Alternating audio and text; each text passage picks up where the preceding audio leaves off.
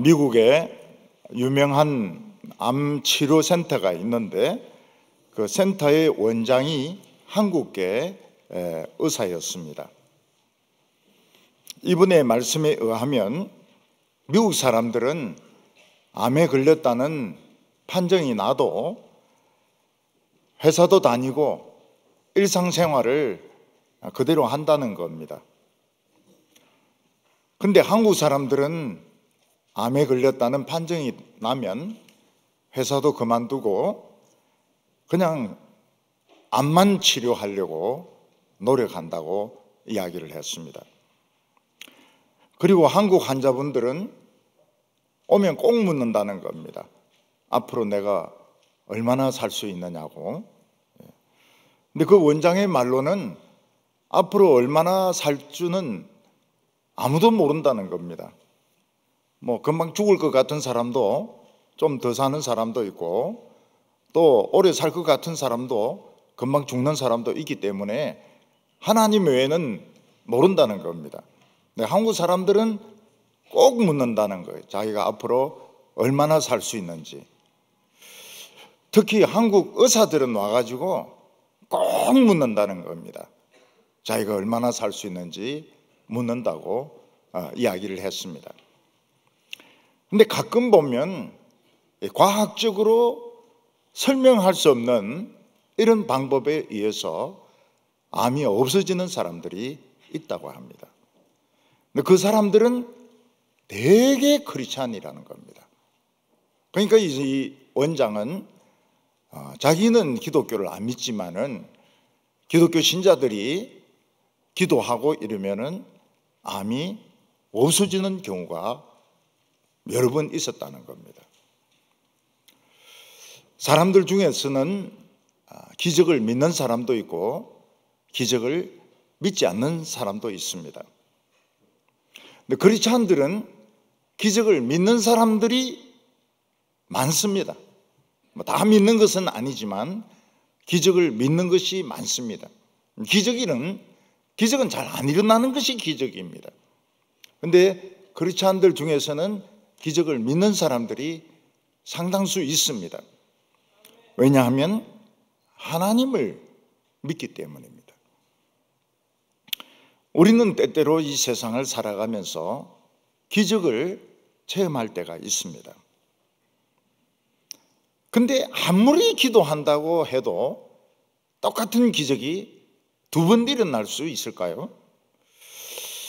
두 번 일어날 수는 없습니다. 왜냐하면 하나님은 방법을 바꾸십니다. 항상 방법을 바꾸기 때문에 똑같은 방법으로 기적이 일어나지는 않습니다. 그렇지만 하나님은 얼마든지 우리 인생에 두 번, 세 번 기적을 행하실 수 있습니다. 단지 우리가 그거를 못 볼 때가 많은 것입니다. 옛날 생각을 하든지 아니면 불신앙에 빠져가지고 못 볼 때가 많은 겁니다. 지난주에 여리고의 기생 라합이 그 정탐꾼을 숨겨준 말씀을 드렸습니다. 기생 라합은 빨간 밧줄을 타고 이 정탐꾼들이 도망을 치게 했습니다. 근데 궁금한 것은 왜 빨간 줄일까? 지금도 대개 밧줄을 쓸 때 빨간 줄을 잘 쓰지 않습니다.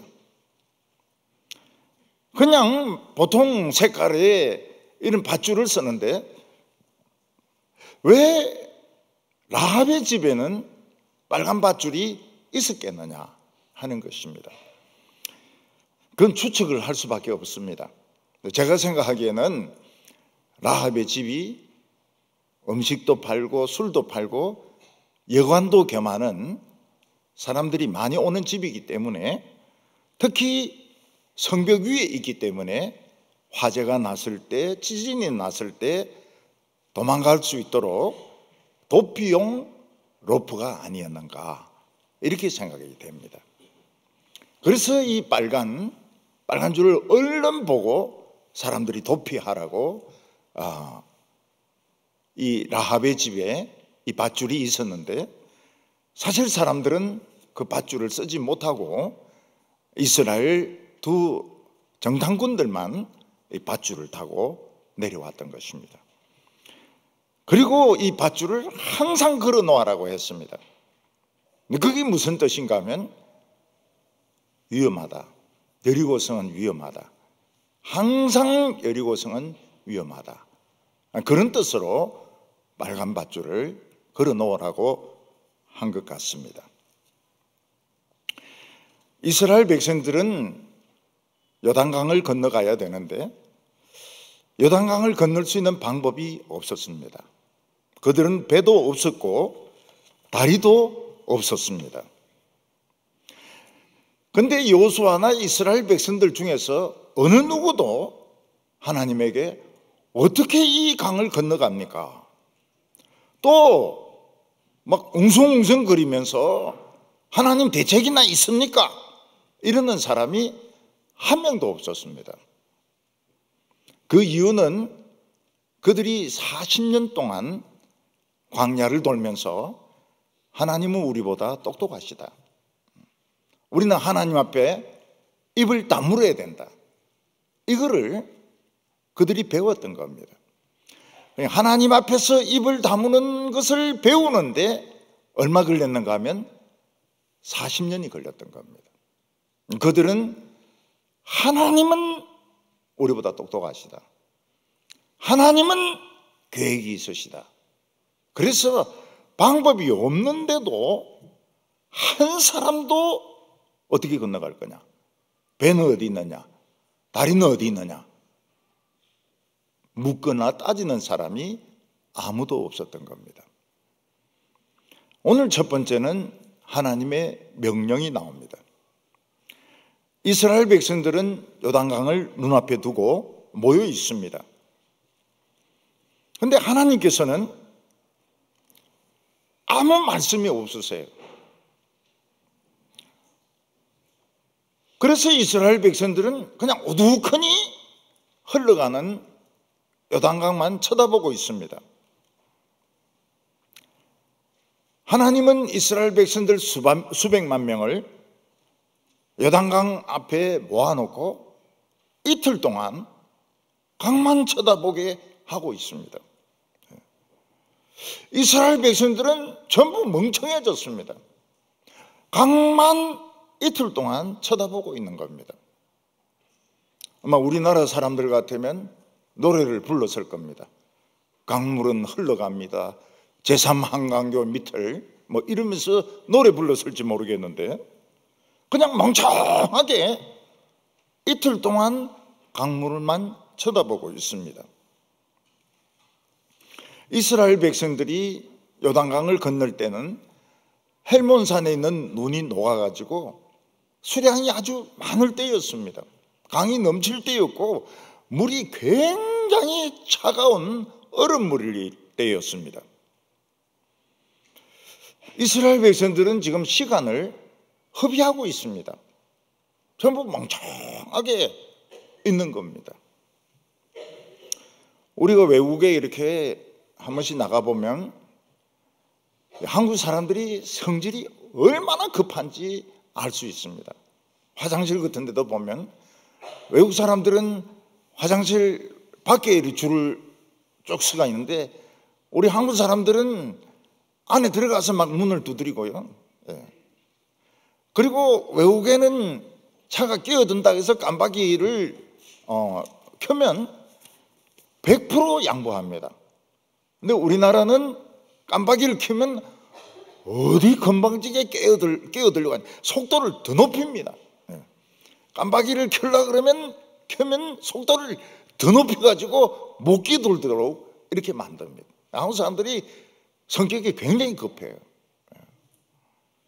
그리고 우리 한국 사람들은 멍청하게 있는 것을 참지를 못합니다.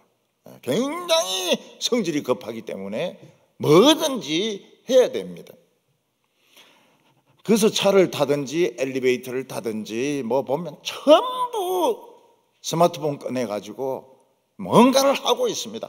문자를 주고받든지 아니면 어디 뭐 정보를 캐든지 뭔가 하고 있습니다. 그런데 이스라엘 백성들은 이틀 동안 그냥 멍청하게 강물만 쳐다보고 있는 겁니다. 그 3일이 걸렸습니다. 그게 뭡니까? 하나님을 기다리는 시간입니다. 우리 인생에 있어서 아무것도 하지 못하고 멍청하게 있는 시간이 바로 하나님을 기다리는 시간입니다. 왜냐하면 그렇게 해야만 우리가 하나님을 제대로 바라볼 수 있기 때문입니다. 우리 인생에는 이런 일들을 닥칩니다. 그런데 우리 한국 사람들은 이걸 견디지 못해요. 뭔가 해야지. 뭐 공부를 하든지 운동을 하든지 뭔가 해야지 사는 느낌이 들지, 아무것도 안 하고 그냥 멍청하게 있는 것은 바보 같은 생각이 드는 겁니다. 우리 형이, 바로 위에 있는 형이 서울약대를 나온 분인데 돌아가셨어요. 이분이 얼마 전에 돌아가셨습니다. 근데 이분이 이제 약국 일을 그만두고는 부인하고 같이 이제 호수나 이런 데 가는 겁니다. 물을 그냥 쳐다봐요. 그게 이제 물멍이라는 겁니다. 물멍. 예. 물을 멍청하게 쳐다보고, 또 모닥불을 멍청하게 쳐다보고, 그 불멍이고, 예. 그게 굉장히 좋더라는 겁니다. 멍청하게 쳐다보니까 아무 생각도 안 하고 참 좋더라는 겁니다. 그러면서 제보고 뭐라고 말하는가 하면, 김 목사도 빨리 목회 그만두고 물멍하고 불멍해라고 이렇게 저희한테 충고를 했습니다. 우리 성도들이 아무것도 못하는 시간은 하나님을 기다리는 시간입니다. 이스라엘 백성들은 40년간 광야를 돌아다닌 후에 자기들끼리 모여서 이스라엘의 발전 계획, 우리가 어떻게 요단강을 건너갈 것이며 어떻게 가나안 땅을 정복할 것인가, 그런 계획을 세우지 않았습니다. 왜냐하면 자기들은 할 수 있는 것이 아무것도 없다는 것을 알았기 때문입니다. 하나님에게 계획이 있을 것이다. 그래서 이스라엘 백성들은 계획도 짜지 않습니다. 요단강을 건너갈 준비도 하지 않습니다. 막 여호수아에게 따지면서 왜 시간 낭비만 하고 있느냐, 그런 사람 아무도 없었습니다. 우리도 하나님을 기다리는 시간이 필요합니다. 어떤 청년은 수술을 받고 그냥 병실에 누워 있습니다. 요즘 병실에는 막 텔레비전까지 켜놓고 이런데 그건 참 환자들에게 안 좋아요. 병실에 있는 텔레비 그거 없어야 됩니다. 그냥 누워 있어야 돼요. 취직이 안 돼서 그냥 멍청하게 있습니다. 또 대학 시험이 안 돼가지고 그냥 멍청해요. 멍청하게 있습니다. 이 시간은 바로 하나님을 쳐다보는 시간입니다. 천국에 들어가는 첫 관문이 무엇인가? 하나님의 능력이 나타나는 첫 관문이 무엇인가? 멍청하게 하나님을 쳐다보는 것입니다. 3일이 지난 후에 하나님은 여호수아와 이스라엘 백성들에게 말씀하셨습니다. 이것은 인간적인 방법은 필요가 없고 하나님의 언약궤만 따라가라는 겁니다. 3절에 여호와 백성에게 명령하여 이르되 너희는 레위 사람 제사장들이 너희 하나님 여호와의 언약궤를 매는 것을 보거든 너희가 있을 곳을 떠나 그 뒤를 따르라.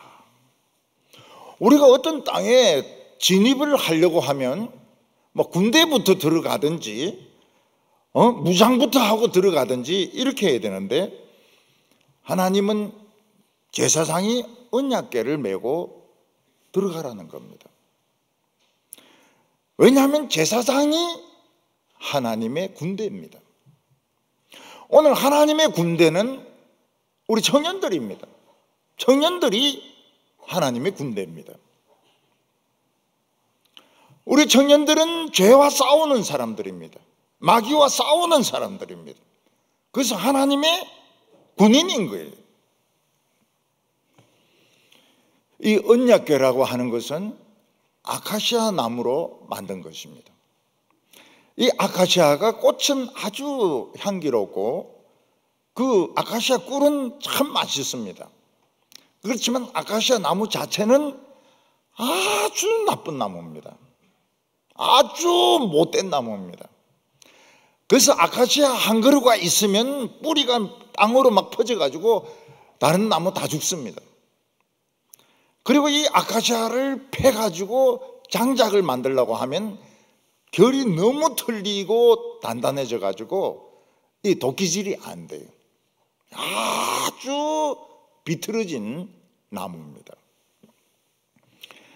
이런 나무를 가지고 궤짝을 짰으니까 제사장들이 수만 번 도끼질을 한 겁니다. 판자를 만들려고 하면 수만 번을 해야 됩니다.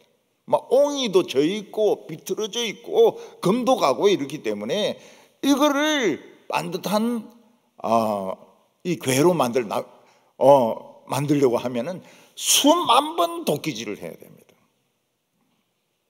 그리고 그 안과 밖을 금으로 싸고 그 안에 모세의 십계명 돌비를 넣은 것이 언약궤입니다. 이 언약궤는 이스라엘 백성들의 변화된 모습을 보여줍니다. 이스라엘 백성들은 원래 어떤 사람들입니까? 아주 비틀어진 사람들이고 반발하는 사람들이고 단단한 사람들이었습니다. 하나님께서 이들을 수만 번 도끼질을 해가지고 판자를 만들고 금을 칠해가지고 변화시켰습니다. 이게 언약궤인 겁니다. 그 언약궤 안에는 하나님의 돌비만 딱 들어있습니다. 하나님의 말씀만 딱 들어있는 것이 언약궤입니다. 하나님께서는 그거를 앞세우고 가라는 겁니다. 하나님의 말씀으로 변화된 자기 자신의 모습, 그리고 하나님의 말씀만 앞세워서 나가라는 겁니다. 우리에게 있어서 이 하나님의 말씀은 배의 엔진과 같습니다. 우리가 대서양이나 태평양을 건너가려고 하면 항구를 벗어나면 엄청난 파도가 오게 됩니다. 그래서 인테리어를 아무리 잘했다 하더라도 엔진이 힘이 없으면 결국은 시동이 꺼지면서 침몰하게 됩니다. 그런데 엔진이 튼튼하면 태평양도 건너가고 대서양도 건너갑니다. 이 엔진이 그렇게 중요해요. 우리 인생에 있어서 엔진이 무엇인가? 설교 말씀을 듣는 겁니다. 설교 말씀을 들으면 건너가져요. 태평양도 건너가고 대서양도 건너가집니다.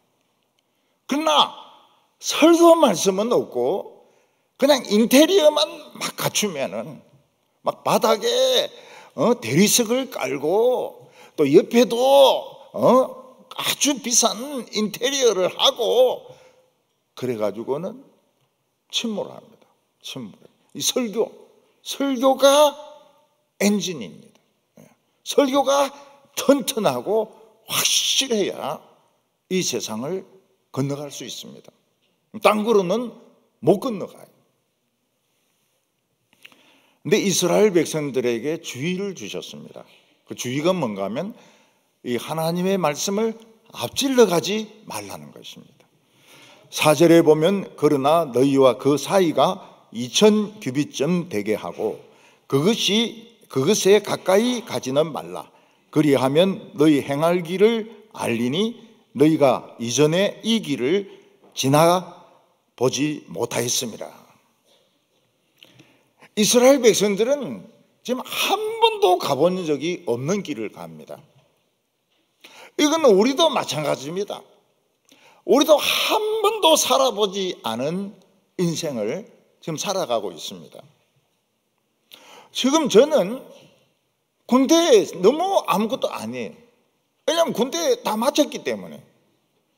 대학교도 아무것도 아니에요. 다 해봤거든요. 근데 죽는 건 안 해봤어요. 죽는 거는 아직 안 해봤습니다. 더 늙어가는 거는 안 해봤어요. 그러니까 모든 사람들은 이 세상을 한 번 딱 살고 모든 것이 새 경험인 겁니다. 새 경험인데 우리가 무엇을 따라서 이 세상을 살아갈 것인가? 하나님의 설교 말씀, 언약궤를 앞세우고 따라가라는 겁니다. 그래서 언약궤하고 이스라엘 백성들하고 관계는 2000규빗, 한 800m 정도 거리가 떨어지게 해라는 겁니다. 그렇지 않으면 이스라엘 백성들이 막 서두르다가 언약궤를 포위할 수도 있고 앞질러 갈 수도 있습니다. 그러면 자기들이 언약궤를 끌고 가는 게 되는 겁니다. 축구에서 보면 공격수가 수비수보다 먼저 안에 들어가 가지고 공을 받으면 옵사이드입니다. 옵사이드 해가지고 골인을 넣어도 무효예요. 무효입니다. 절대로 먼저 들어가 있으면 안 됩니다. 마찬가지로 교회에서 하나님의 말씀은 무시하고 자기가 무슨 계획을 세우고 자기가 무슨 어떤 일을 막 추진해 나가는데 전부 옵사이드 반칙으로 다 걸립니다. 하나님 앞에 가면 이 불법을 행한 자들아 내 앞에서 떠나가라 하리라고 말씀을 하십니다.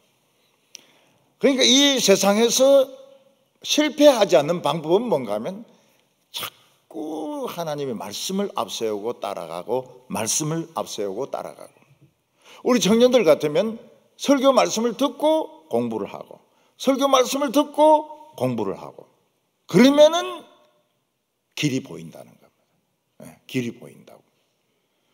두려워하지 말고 설교 말씀을 듣고 공부하고 설교 말씀을 듣고 공부하고. 아주 오래전에 어떤 그 청년이 공인중개사가 되려고 책을 막 사놨습니다. 그 제가 보니까 이 기도도 안 하고 설교도 안 듣고 공인중개사 책을 사놓은 거예요. 다 버리라 그랬습니다. 전부 다 버리라. 설교 듣고 따라오고 설교 듣고 따라오고 이렇게 해야지 안 망하지. 그런 식으로 하면 공인중개사 합격해도 너는 실패한다. 하나님의 말씀을 따라가라고. 그게 하나님이 여호수아와 이스라엘 백성들에게 가르쳤던 방법이었습니다.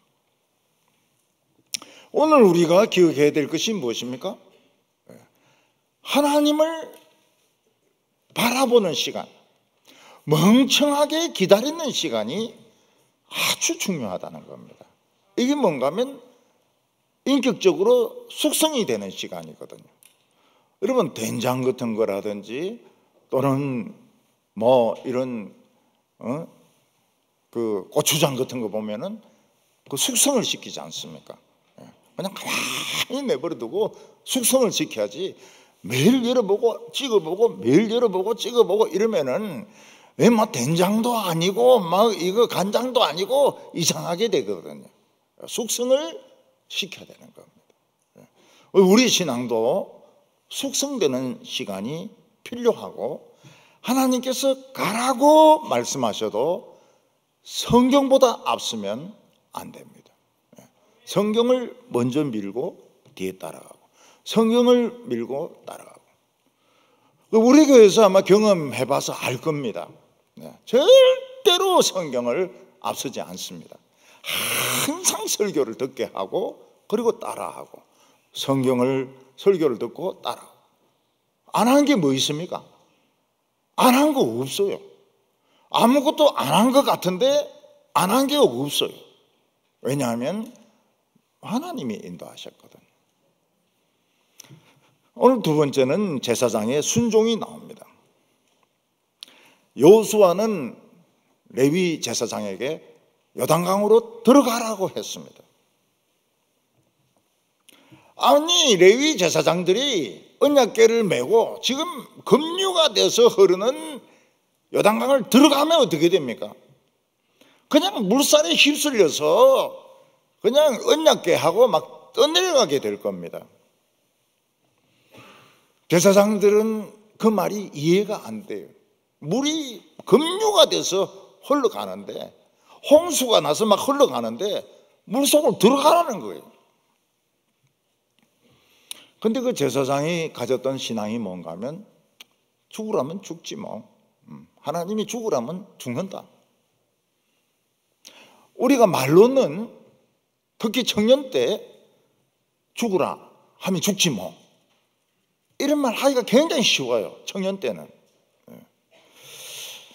왜냐하면 청년 때는 죽는 게 뭔지 모르거든요. 근데 늙으면 절대로 죽는다 소리 안 합니다. 어떻게 하든 살려고 하죠. 왜냐하면 늙어보면 죽는 게 무서운 줄 아는 거예요. 젊은 사람들이 죽음을 두려워하지 않습니다. 왜냐하면 죽는 게 뭔지 모르니까요.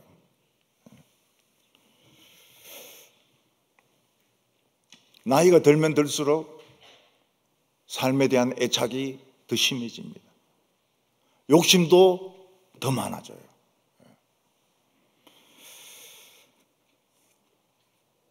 그래서 아무리 돈이 있고, 아무리 지식이 있고 명성이 있어도 사람이 죽으면 소용이 없습니다.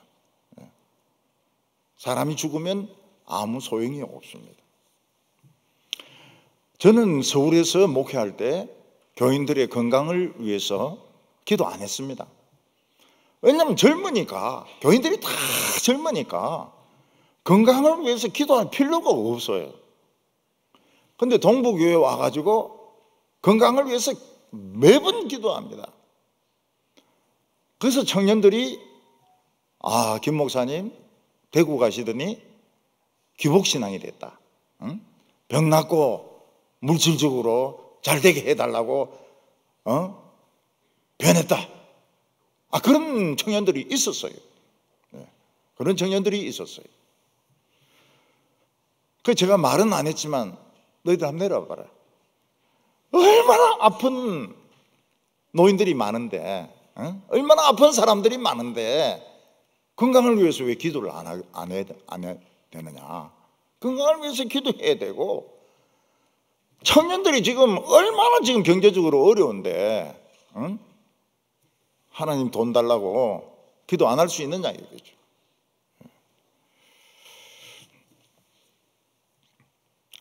제사장의 목숨은 안 중요합니까?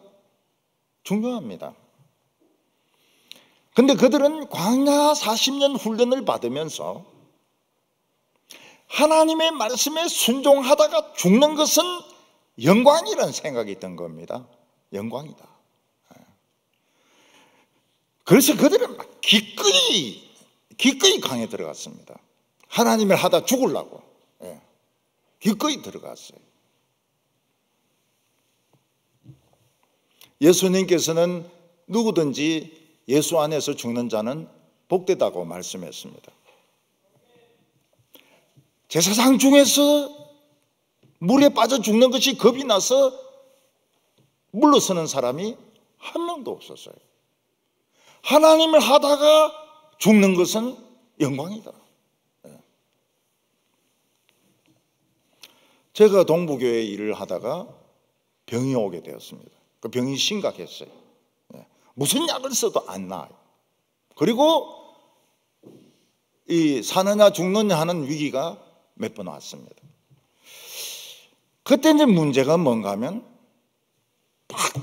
그때 그만두고 쉬면 살 수 있어요.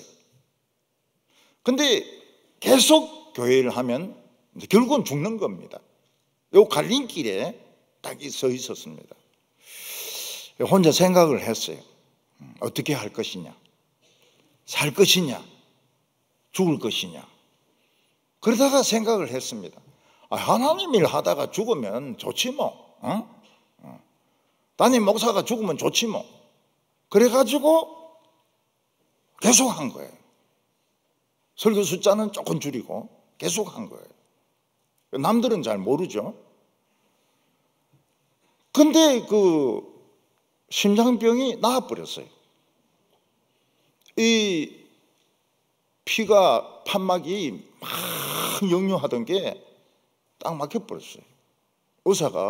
의사는 자기가 잘한 줄 알아요. 자기가 실력이 있어서 딱 이게 나은 줄 알아요. 그리고 막 심전도가 굉장히 그 언스테이블한데 딱 나아버렸어요. 딱 나아버렸어요.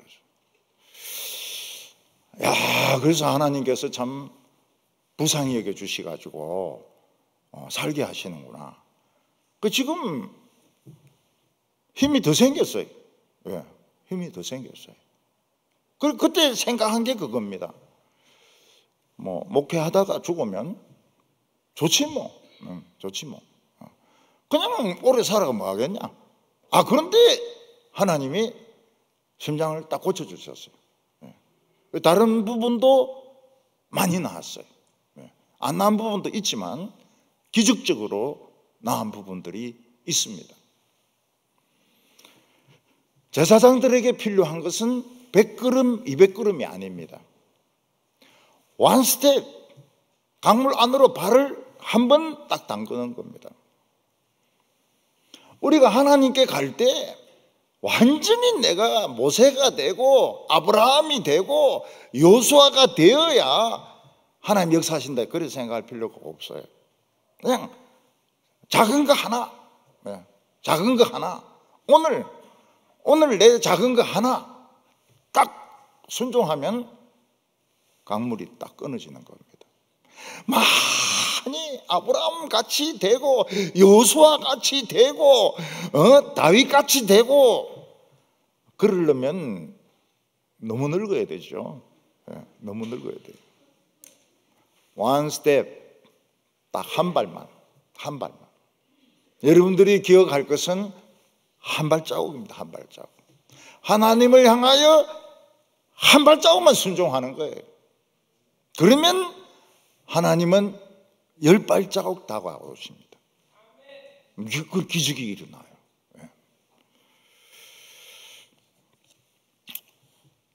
오늘 마지막으로 하나님은 또 기적을 행하셨다는 것입니다. 40년 전에 이스라엘 백성들이 홍해에 갇혀가지고 뒤에서는 애굽 병거들이 쳐들어오고 앞에는 강이 가로놓여 있고 이스라엘 백성들이 취할 수 있는 것은 물에 빠져 죽든지 바퀴에 깔려 죽든지 창에 찔려 죽든지 죽음밖에는 없었습니다. 그때 하나님께서 모세의 지팡이로 바다가 갈라지게 했습니다. 바다 갈라지는 것이 쓰나미 아닙니까? 양쓰나미. 쓰나미란 말이 바다가 선다는 뜻이거든요. 양쪽 바다가 쓰니까 양쓰나미입니다. 바다가 이렇게 서가지고 있으려고 하면 히로시마에 떨어진 핵무기 100만 배가 필요합니다. 양쓰나미가 있으려고 하면 1000만 배가 필요해요. 모세의 지팡이에서 핵무기 1000만 배의 능력이 나타난 겁니다. 인생은 산 넘어 산이라고 그럽니다. 하나가 해결되니까 또 딴 문제가 생겨요. 수능을 치고 나니까 등록금 문제가 있습니다. 등록금 문제가 해결되고 나니까 또 뭐 딴 문제가 생겨요. 우리에게는 어려움이 계속되고 있습니다.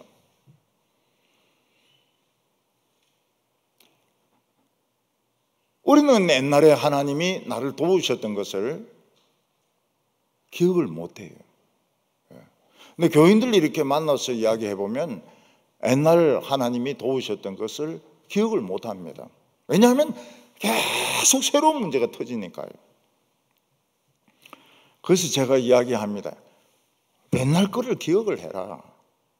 옛날 거 그게 재산인데 왜 재산을 다 날리느냐. 옛날에 기도 응답해 주시고 옛날에 기적을 베푸셨던 것을 기억을 해라. 기억을 해라. 왜 그걸 기억을 안 하고 또 새로운 문제로 고민하고 또 새로운 문제로 고민하고 이러느냐고. 하나님은 우리로 하여금 과거에 하나님께서 도우셨던 것을 기억하기를 원하십니다. 왜냐하면 하나님은 틀림없이 우리를 도우시는 분이시거든요.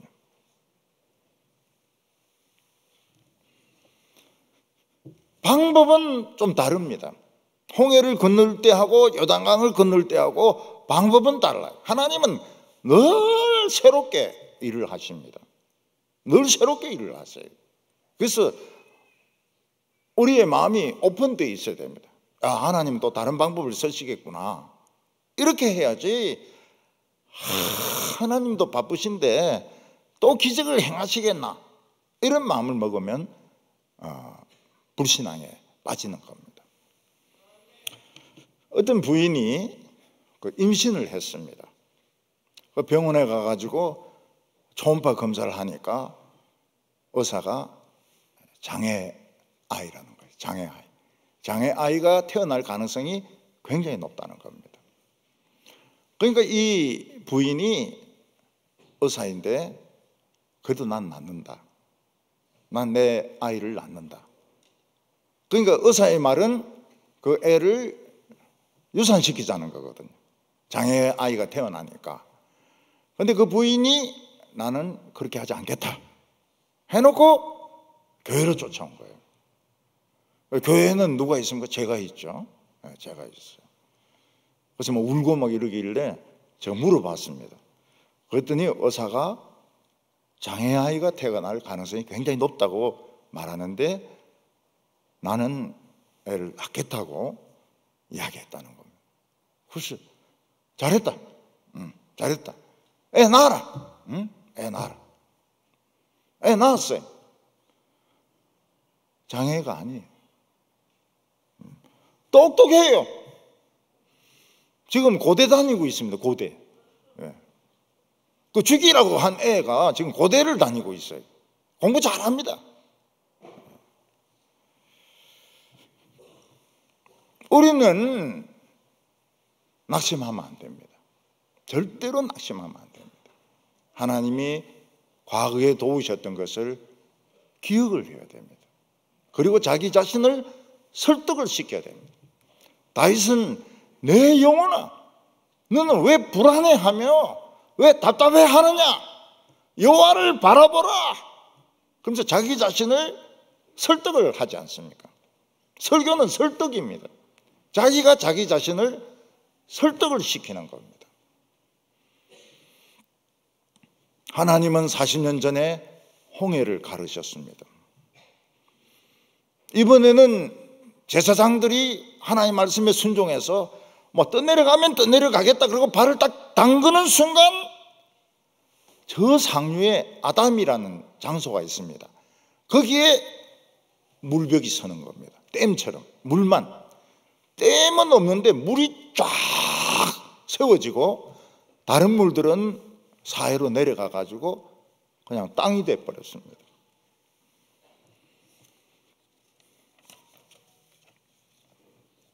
제사장들은 언약궤를 들고 요단강에 들어가서 서 있었습니다. 어느 동안 서 있었을까요? 모든 이스라엘 백성들이 다 건너갈 때까지 서 있었습니다. 제사장은 물이 상류에 쌓인다 해가지고 자기들만 올라가고 이렇게 하지 않았습니다. 그냥 자기들이 서 있은 거예요. 왜냐하면 제사장은 이스라엘을 지키는 방패거든요. 서 있었어요. 한 걸음도 움직이지 않았다고 말하고 있습니다.